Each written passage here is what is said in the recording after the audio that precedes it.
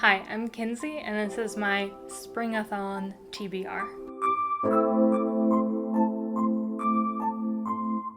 So I just saw a video about this readathon, and the books in that TBR were very interesting. The prompts were very interesting, so I just kind of impulsively decided to do it. So it runs from the 4th of May to the 17th. It's run by Natalie from Curious Reader and Emma from A Cup of Books. And they are all nature-related prompts. The focus is supposed to be on nature writing, but the prompts can apply to any genre of book also. So the first prompt, the main prompt, is to read a nonfiction nature writing book. So I've had this on my shelf for a little bit, and I've been meaning to pick it up, but I haven't had the reason to. Underland, A Deep Time Journey by Robert McFarlane. I've not read anything else by this author. I heard this was really good from a lot of end of the year wrap-up lists and like nonfiction books. It's apparently like a mix of nature writing, or it's nature writing about beneath the earth things, like caves and I guess glacier things. I don't know. It's supposed to be weirdly like poetic and interesting and like all of that. I have really very few expectations for this. I've heard it's very good. Willing to give it a try. I believe it counts as nature writing, and it's definitely nonfiction. So that's what I'll be reading for that prompt. So the rest of the prompts were words that you can either pick a book that has it on the cover, has it in the title, or is about that nature thing. So I'm really interpreting these very vaguely. Mostly it's like books that have it in the title or on the cover that might not necessarily be like a nature book about the natural thing that is the prompt, but I'll just get into it.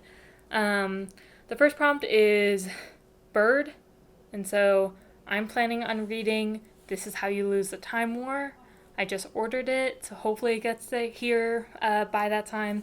I'm pretty sure there's very little nature in that. I think it's letters between two different space agents on different sides of a time war. I really don't know anything. I've heard it's very weird.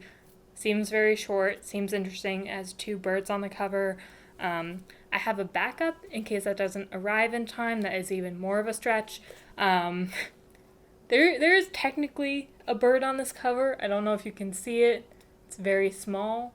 This is about a girl working in the home of a wealthy family in Mexico and her resilience and hope and all of this about a woman in rural Mexico. So I know very little about this. One of my favorite books maybe of all time is Gun Love, which is also by this author, so I just bought this knowing that it's by the same author. So I've been meaning to pick this up, hadn't had a reason, so that might be my backup if I don't get This Is How You Lose the Time War in time, depending on shipping. So the next prompt was water, and I just got this book last month, Fresh Water, so that counts. It's about Ada, who's an unusual child who is a source of concern to her southern Nigerian family. She's troubled. She travels to America for college. She has these like alter ego things going on. I know very little. I believe the author is queer. So that was kind of enough reason to pick this up. It was also on some best of lists last year, so I was intrigued. It has water in the title, so I guess it counts. So the next prompt is animal. So this has a name of an animal in the title, and that is The Deeper the Water, the Uglier the Fish. So this is about these teenage girls who are sisters who live with their estranged father, and there's destructive things going on. Their mother's going through something. She's in a dark mood. So I don't know much about it. It's about sisters. It's going to be dark. It's going to be probably rough and family and intense drama. It's by it's published by $2 Radio, who is a Columbus-based, small, family-owned, I think, press publishing house. I don't really know these literary terms. But I was intrigued by this when I was looking at their catalog, and I think it should be kind of dark and interesting. I love the feel of their books. They're all very, like, square. They're not, like, typical. And this should be, I think they'd publish a good amount of, like, more experimental, like, less mainstream novels. So I think that'll maybe fit in that category. So the next prompt is plant. So a book about plants. I picked kind of a chunky book for this one, which may or may not be a bad idea once I get into the month. But I picked The Overstory by Richard Powers. I've been meaning to read this. I know Lena, from Lena Norms, is really into this. She loves this. That was kind of enough for me to pick it up back when I picked it up. I never actually picked it up to read because it's long. It's 500-ish pages. I don't read a lot of huge books. I have some fears about huge books, but I've heard a lot of good things about this, so I want to make this a priority this month. And the last word for these prompts is travel or destination. So this was another book by $2 Radio, published by $2 Radio, and that is The Word for Woman is Wilderness by Abby Andrews.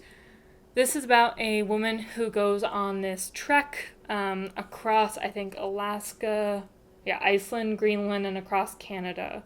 So it's kind of, she's making this documentary going against that mountain man stereotype. Why can't women travel alone and do their own wilderness nature exploring thing? Like, why has that been a area previously reserved for men? So I think she's interrogating that as she travels. It's a personal narrative, images, anecdotes, just generally strange. Maybe not the most, I don't know. Again, a little bit experimental, a little strange. Gotta love it. So that counts for the travel prompt. And so that might be kind of an ambitious TBR for that short of a time period, as in reading all of these books within 2 weeks. Don't know if this is asking too much of myself, but I'm excited. I think I have read a good amount of nature-related books so far, and I've been enjoying them, so far this year. So I think reading more of that, I was excited when I saw these prompts, because I have a lot of books that fit those prompts without having to buy a lot more, even though I bought one. I just use it more as an excuse than anything to get This Is a Time War. So I'll update after I finish this readathon. Hopefully I can get to most of these. At a minimum, I definitely want to get to Underland, because it needs to happen at a minimum. But hopefully I can get through all of these in May. So thanks for watching, and let me know if you're doing this readathon and what your TBR is. So thank you for watching, and goodbye.